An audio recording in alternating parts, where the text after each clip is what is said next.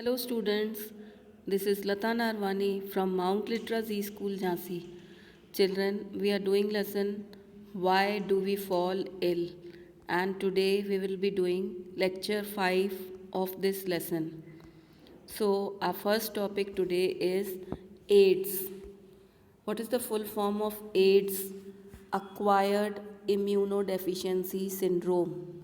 This is a viral disease caused by HIV virus, human immunodeficiency virus. So, this is the name of the virus which causes this disease. This HIV virus enters the body and attacks the WBC, that is the white blood corpuscles of blood, and destroys them. In this way, the immunity of a person is reduced and he becomes prone to diseases.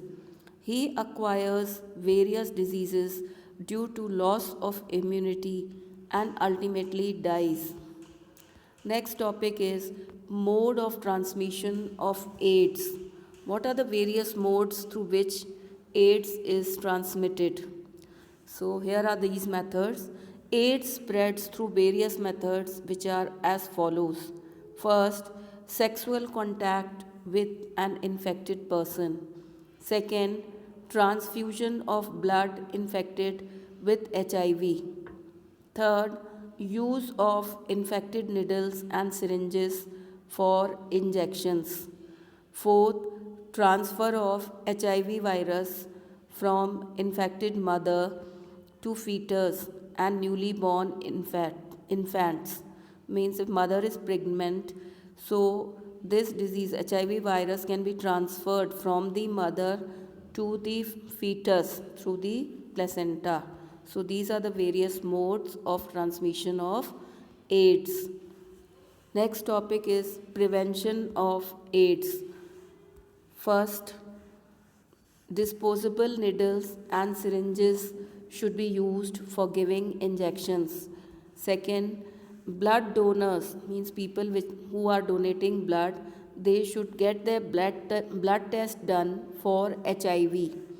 Third, people should be educated and awareness should be spread about HIV. So main thing is that disposable needles and syringes should be used and blood donors checking should be done whether they are infected with HIV or not. However, AIDS does not spread by handshakes or hugs or just by touching an infected person. It also does not spread by using public places like public toilets, swimming pools, telephones, etc. It is a weak virus and cannot be transmitted through air or water. Next topic is organ specificity of the microorganism. When any microorganism like virus or bacteria enters our body, it goes and attacks specific organs like here are certain diseases and the specific organ to which they attack. First, bacteria causing tuberculosis or pneumonia. They enter through nose and reach the lungs. Second, virus causing jaundice.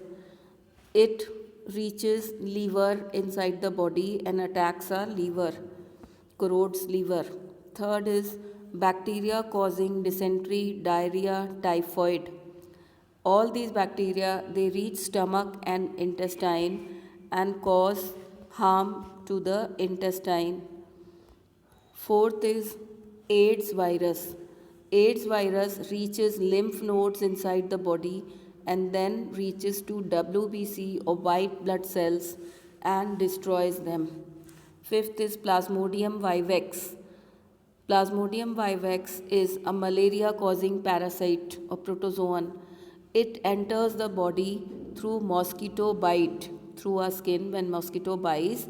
This protozoan enters inside the body. It reaches the liver and then to red blood cells and causes harm to red blood cells. Next is virus causing brain fever or Japanese encephalitis.